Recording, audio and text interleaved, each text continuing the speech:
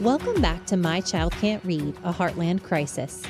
I'm your host, Jessica Glover, and this is Season 3, From Resistance to Revolution. This season is about the people changing literacy from the ground up. Parents, teachers, advocates, and those of us who once trusted a system we thought we understood, until we learned the truth. Season 3 is about courage. The courage to question what we were taught, to confront what wasn't working, and to step into a movement rewriting the future of millions of children. And we begin here with the teacher's story, because everything that follows depends on understanding one thing. Our teachers were never given the training they needed to teach reading based on how the brain actually learns. Not in Kansas, not in most of the country. Parents weren't told that. Teachers weren't told why their programs were failing kids. And no one told families what that gap would cost. But now the truth is finally coming to light. And once you know better, you fight for better. This season, we're diving into the heart of that fight. Teacher voices, parent advocacy, misdiagnosis, and SPED blind spots. Rural organizing, systemic barriers, the realities and the hope of dyslexia. Because this revolution isn't just about exposing gaps. It's about teachers who are searching for real training, teachers who are trying to bridge theory to practice, teachers who want coaching and support, teachers who are learning the science of reading for the first time, and teachers who still haven't been given the chance, but deserve to be equipped to help every child read. Season 3 is the story of resistance becoming revolution, of parents finally being told the truth and learning how to advocate, of communities rising when the system says no, and of a movement refusing to look away. Season 3 starts right here. Let's begin.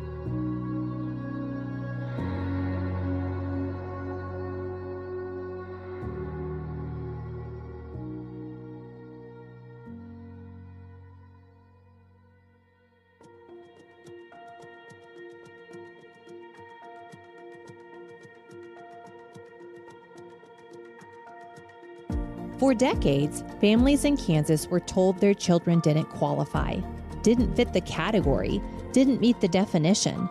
Not because dyslexia wasn't real, but because our state refused to name it. Kansas was the last state in the nation to officially recognize dyslexia as a learning disability. This episode is the story of how that finally changed. Not through one dramatic moment, but through persistence, relationships, timing, and advocates who understood how systems actually move. Today, you'll hear from Rob Egan, an advocate whose life has been shaped by disability, policy, and perseverance, and whose voice helped move dyslexia onto the map in Kansas. Rob, I'm really grateful you're here today. Before we talk about dyslexia, can you introduce yourself to our listeners, your background, your advocacy work, and what led you to disability rights? My name is Rob Egan. I was born with cerebral palsy, born at 29 weeks gestation, and was really very small and spent a lot of time in the NICU when I was born. And so advocacy has been part of my whole life. I was fortunate enough to be able to speak and ambulate, which is not always true for people with cerebral palsy. And so I've kind of felt this responsibility to use my voice because I have one. And I started a nonprofit when I was 14. We focused on wheelchair sports at the college level and did a lot of work in wheelchair basketball and wheelchair tennis. And that sort of morphed into other things. One of my other passions is politics. And so I helped get legislation passed in the state of Arizona that created a matching grant program for the University of Arizona adaptive athletics program with money from the state that matched the private dollars they were raising so that they could increase the amount of scholarships they were giving to students with disabilities to come and compete there on their wheelchair basketball teams. Mm-hmm. We doubled their budget for their program, Oh my goodness. And they went from being almost non-existent to winning a national championship in 5 years. That moment right there matters because Rob's story reminds us that advocacy isn't theoretical, it's lived. And it also explains why, when dyslexia entered his orbit, he recognized something familiar. Coming back to Kansas and Janine's moment. I grew up here in Kansas, but I went to Arizona for school. And I never thought I would come back to Kansas, but COVID had other ideas and decided I was going to come home, change my life like it did everybody else's, right? Mm-hmm. And then I wound up teaching, which I also didn't plan to do. Yeah. But I had an opportunity that fell into my lap. And I had to figure out what I was going to do and how I was going to advocate during and after COVID, because of the way that the landscape changed. Mm-hmm. And I knew that it wasn't going to be the same as it was before the pandemic. I think people changed their perspectives on time and volunteerism, and a lot of folks that we worked with kind of reclaimed their time, and that's fine. Mm-hmm. But I was teaching. We were in a professional development workshop, and Janine was invited to come and present to us on teaching students with dyslexia. Okay. And things to look for that might give us some clues and how to help a little bit. Okay. As much as you could cover in an hour-long workshop, right? And she had us do some very challenging exercises, where we're looking at the mirror and trying to trace the shapes on the paper. I did not do very well. But at the end of that session, Janine was talking about how she had gone to the legislature for something like 2 decades and tried to get dyslexia recognized as a learning disability and had not been successful. And I thought, okay, wait a minute. I can help here. That moment, wait, Kansas hasn't recognized dyslexia yet, is where this story turns. Because Rob didn't just feel surprised, he saw an opening. I can help here, and the policy connection. And so I went up to her after the meeting and told her that I could help her. And it turned out that PFLC was launching a public policy committee. Dana Hensley was chairing it, and Dana is a friend and mentor to me.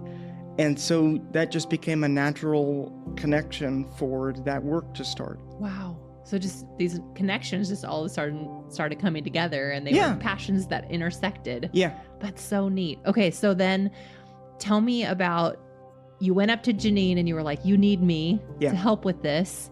And then what happened? Where did you go from there, and how did it work out? She kind of looked at me aghast, like, I do?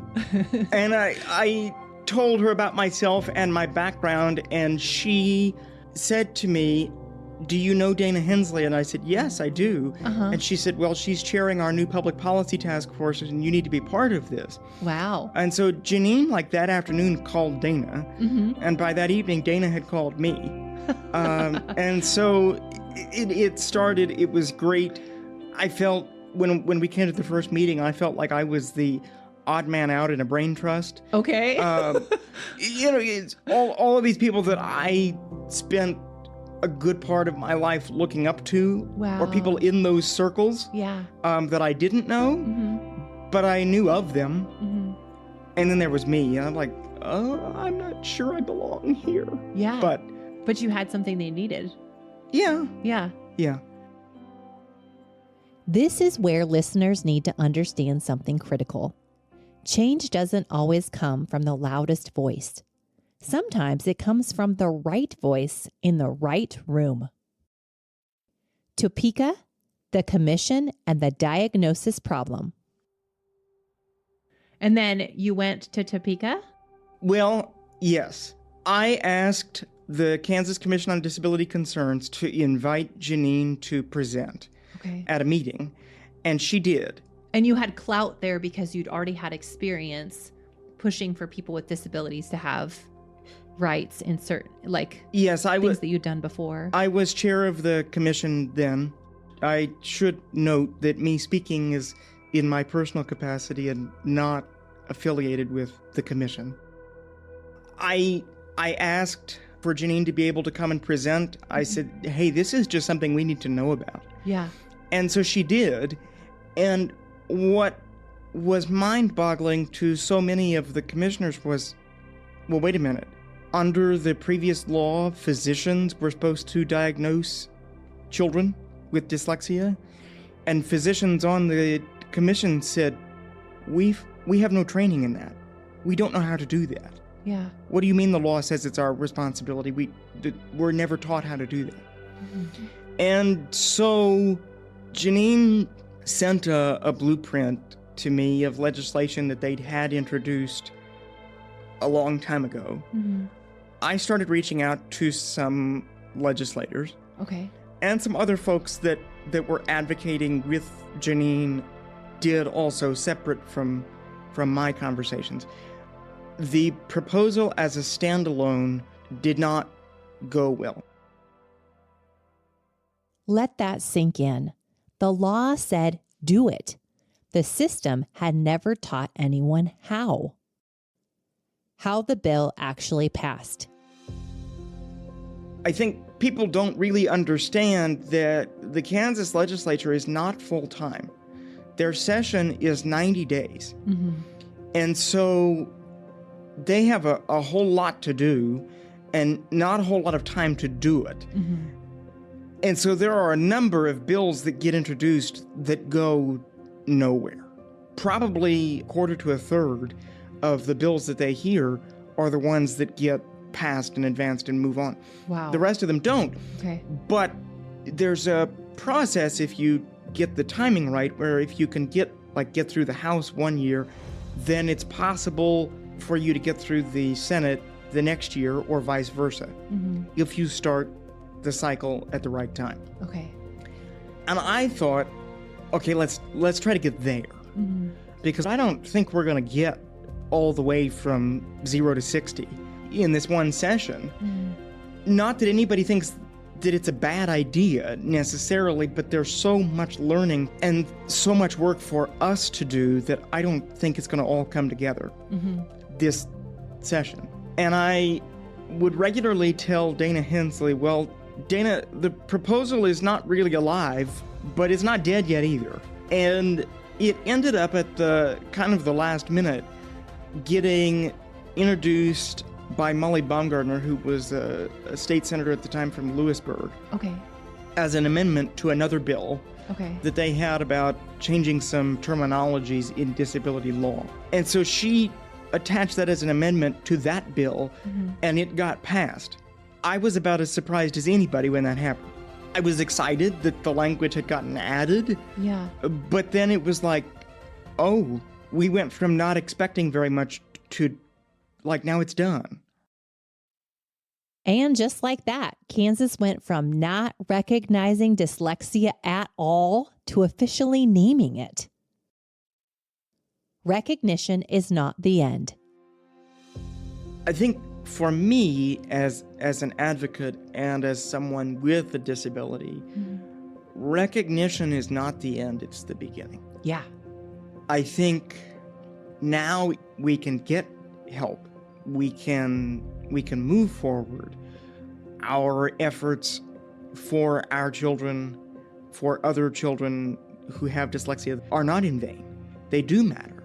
And I think for a long time, any discussion about legislation surrounding dyslexia was getting caught up in special education fights. I think what made this particular effort successful, beyond an incredible team of advocates that were coming at it from every angle, was the fact that we went about the disability route. We didn't go through the education route necessarily. And so we kind of avoided that fight that I think we had fallen into before. Okay. Nobody has said to me that that's what happened, but that's just kind of what I've drawn from it. Well, it was kind of wise, because it's like, why beat the dead horse when you can have an opportunity to come from a different angle, which is, it works. I will tell you, I think that Janine gives me too much credit in that effort. I think there were many, many, many people involved who deserve as much, if not more credit than I do. Mm-hmm. But I think it's like a relay race, though, right? The person at the is. end is the one who runs through the ribbon. But It there's is. the team working together, and you got to be part of that. This is the heartbeat of this episode. Naming dyslexia didn't solve everything, but it made help possible. Implementation realities and the blueprint. The implementation of the law has not been perfect because it says that schools and school psychologists should diagnose students. Because it was passed somewhat suddenly, schools didn't really know how to adjust, I don't think, in the time that they needed to adjust. Mm-hmm. And they're still adjusting. The reality is that dealing with the diagnoses and the services that a student is getting in school for dyslexia is only one part of the problem. Mm-hmm. And the other part of the problem is addressed, or trying to be addressed, by the Blueprint for Literacy, which hopefully will implement change in terms of how teachers are being taught to teach students with dyslexia. Yeah. Because that's a whole other can of worms, a whole other beast at the college level. Yes. I firmly believe that every teacher wants the best for their students. But I think most of the time, so many of these teachers did not know what to do for students with dyslexia that was effective because they weren't taught it themselves. Yeah.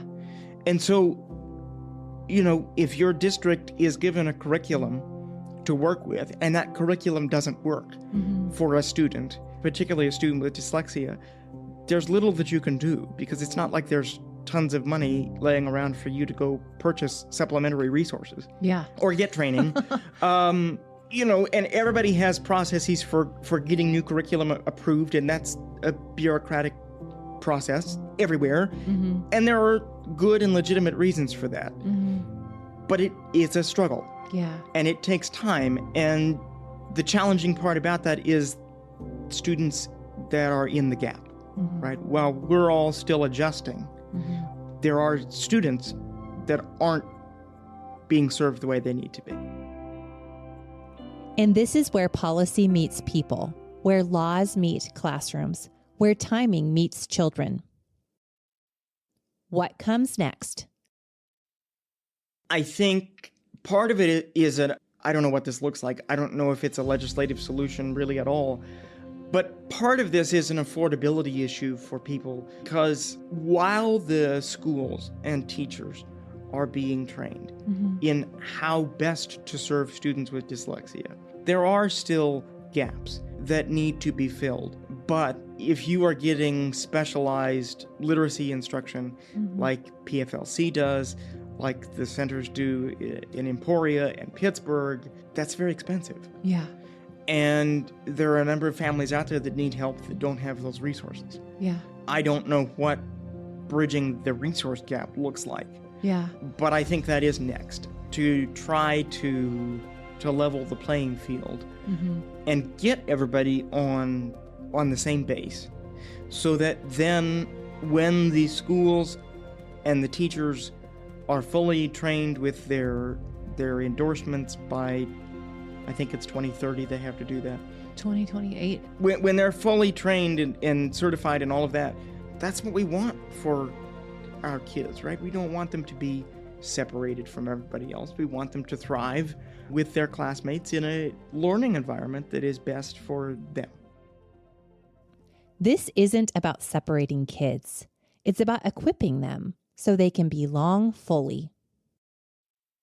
Hope and the Kansas spirit. Look, nobody thinks that a more literate population is a bad idea. People have different ideas about proposals that the state should enact versus localities and school boards and all those other things. And those are debates for another day. But it is important to understand that everybody is doing what they think is best for kids. And when we come together and focus on that, there is a lot that we can change knowing that everybody is putting kids' best interests at heart. Yeah. I think what gives me hope is seeing kids start to read. Even if it's, in the backseat of the car and they're reading a traffic sign. Mm-hmm. That's great. And I think, you are never too old to learn something new, to expand your vocabulary. It doesn't matter if you're in kindergarten or in graduate school or beyond. And I think the thing that is most hopeful to me is that we Kansans are stubborn, right? We are. But our state motto is to the stars through difficulty. It's a good reminder. We have an embedded desire to persevere. And I think we've got to remember that as we continue to advocate for all Kansas children to be able to read. We have an embedded spirit of perseverance. We can do it. And the fight is worth it. Kansas acknowledged dyslexia late, but acknowledgement matters because once something is named, it can no longer be ignored. And as Rob reminds us, recognition isn't the finish line. It's the starting gate. At Phillips Fundamental Learning Center, we meet a lot of families who say, something just feels off, but I don't know what it is. So if you're wondering about your child's literacy development, you're not alone. Here are some signs that might point to early dyslexia or neurodivergence. Does your child mix up sounds like saying aminal for animal? Struggle with fine motor skills like using crayons or a fork? Confuse directions like up and down, left and right? Have trouble following multi-step instructions? Struggles with rhythm, skipping or reciting songs? Gets frequent ear infections? Writes their name but can't identify the letters? Well, if 6 or more of these sound familiar, your child may be at risk for dyslexia, and that's exactly why we're here. I'm one of the assessors at Phillips, and when you come in, you'll be met with care, not judgment. We'll guide you through a gentle, developmentally appropriate assessment, and together, we'll uncover what's really going on. After the assessment, we create a personalized path forward, tailored to your child's unique needs. That may include free trainings just for parents, a look at our specialized school, a list of trusted, trained literacy specialists, or even professional development for your child's current teacher. But you shouldn't have to figure this out alone. Let's take the next step together. Call 316-684-7323 or visit funlearn.org today to schedule your child's assessment. We're here when you're ready.